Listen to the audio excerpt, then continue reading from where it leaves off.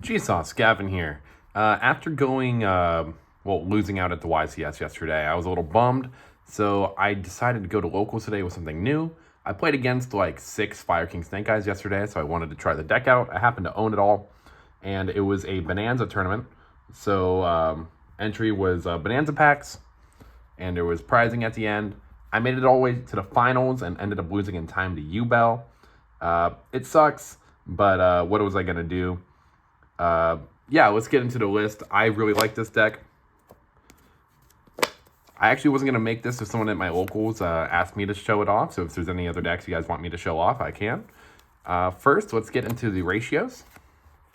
You have 1 Ponix, double Ocanix. So this card could have been a 3 of. I just don't have 3, and I wanted to try the deck out with what I had. And I thought this was fine. There was never really a time I wish I had more of this. Same thing with the Ponix. You only really want to play the 1 Ponix anyway, because you can always get into it with Engine, which I'll show later. But yeah, I thought this was fine. And then I played triple Kieran. I see some people playing 2, but I really wanted to play 3 just to max out on having it later on. I never really brick on this card. And I'll show 1 Garunix. Again, I see some people playing 2 of this. I think this 1 is fine. You can always get into it. And then Arvata and the Brick. Arvata is really good because it's a negate. And Garunix is also very, very nice as a level 8 that you can always grab off the Alkanix. So yeah, I think these ratios for the Fire Kings are really good. There wasn't really a time I had like any issue with clunkiness. That's why I kind of was okay with playing 2 of this over 3. Because you could also just clunk on these cards because a lot of the time they don't really do anything. I'm also playing over 40 to try to minimize that. So I think this was that was correct, and I think this all felt good. The rank 8 plays with this deck are also really fun. Next, onto the Snake Eyes.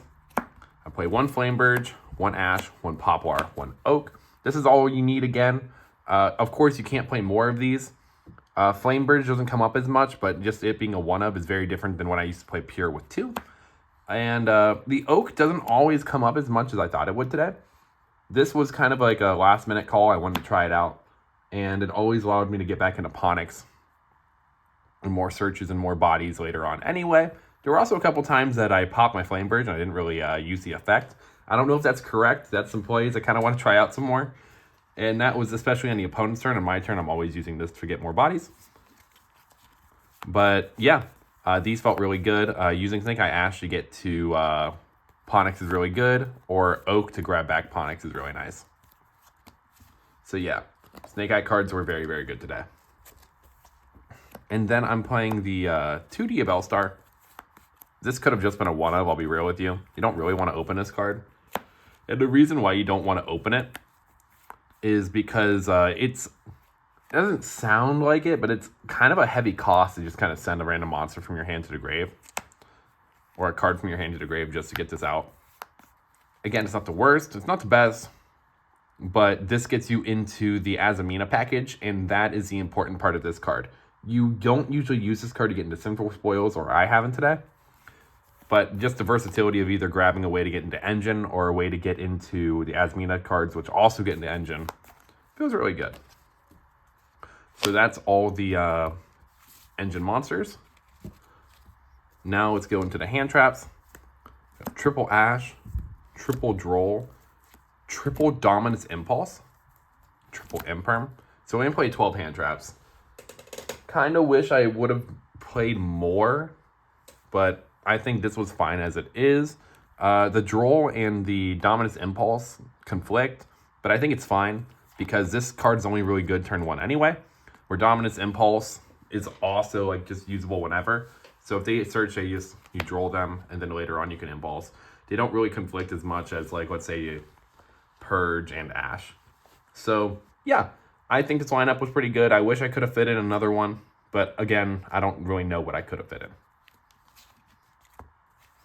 So yeah, there's the 12, and I think these are just the best 12 hand traps going on right now. Next is for the consistency. We play triple Wanted, triple Bonfire. These are just reprinted, so it's nice to see that everything's cheap now. But what do I even say? This is just one card gets into like full combo, and this is also one card that goes into full combo. So if you see any 6 of these, you kind of can do whatever you want, which feels stupid to say. The fact that this deck can still do this even after a ban list is really nice. So yeah, there's no complaining here. Would not change that. For the Fire King cards, I'm playing Sanctuary, Island, and I'm trying out the Skyburn. I wanted to see how this card would feel in main deck, and this card felt really, really good, especially since I'm over 40. Also, having a second target to search off of the Ponix is really, really good. So I'm not going to complain here. I think this is fine. Being able to actually use the XYZ effect of Sanctuary is also really stupid. That's something that has never come up before for me. But now that we have the extra deck space, comes up, felt really nice. And then the Adamina package. This is going to get a little bit of probably some controversy. I'm just playing 1 Deception and 1 Hollowed. Now, the reason why I'm only playing 1 Deception is because you don't really want to lead this card. I mean, you can. But the fact that you can just kind of get into it with Diabellstar, depending on how the rest of your hand is, and make sure that you don't clog. So this allows me to play more non-engine. You don't really want to like see multiples of this card anyway, which I don't think is the best argument, because if you play 3 of it, you only have like a 3% chance to see like another copy of it.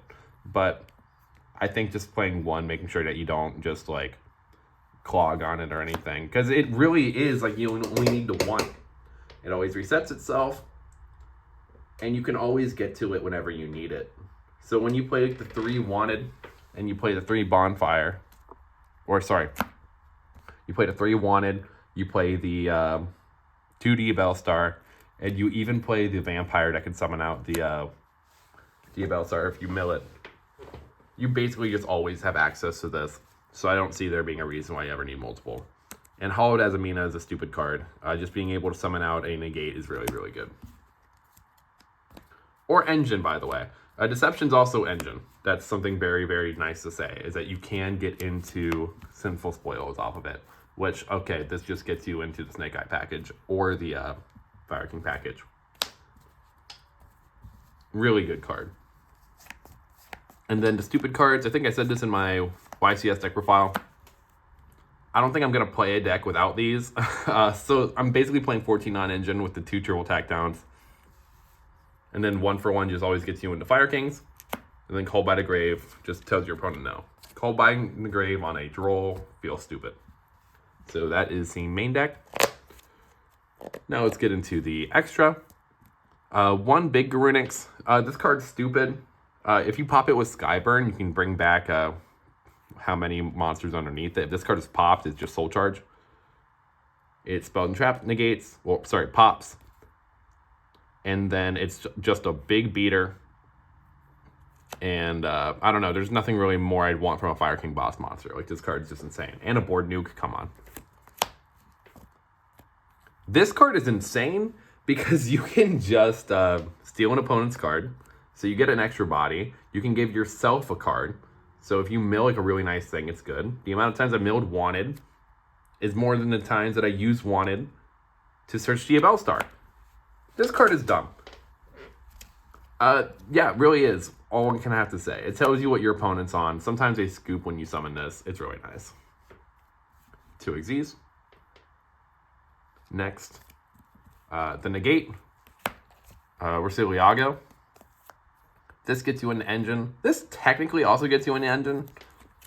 But there's a combo you can go into this and then go into this. But you need to have like multiple Sinful Spoil cards, which isn't impossible to do. But yeah, really, really good. Now for the links.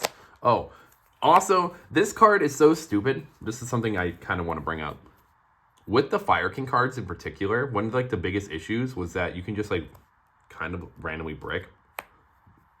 But just kind of having a negate so that you can like kind of play through the awkward hands are very, very important. And the amount of times I used that card to break boards too, it was just insane. Now onto the links. Before we get into this, there were a couple cards I was missing before I got into the event. So I'm not playing the Zealantis package. and I was not able to find a Soul Knight Wolf, so I basically played a 14 card extra deck, which not what you want to hear, but that is something that I'm saying I would play and I should have played. 1 Anima, 1 SP Little Knight, 1 IP Masquerena, 1 Amble Whale. This card's insane. So this card's like secret effect is very cool. It just is like secretly disruptions, right? Like when you're into Fire Mirror, just being able to take your opponent's princess is very broken. Yeah, I think that says enough. Taking your opponent's princess is very broken. 1 Promethean Princess. Being able to just be able to pop your fires is very, very nice. Pop your fires, what am I talking about? Resurrect your fires. I don't know whose idea it was to print this. This is probably like the dumbest Link monster I've ever read. But, you know, it's what's in a game. It's what we got to play with. And the fact that this makes fire decks so powerful. There's no reason not to play it. And then Hida in Dark. There was a time today I was playing against Lab and they flipped up Anti-Spell on me. So I was able to get out 2 Dark monsters. So about Dark. Take their Lady, and then the Lady reset my Impulse.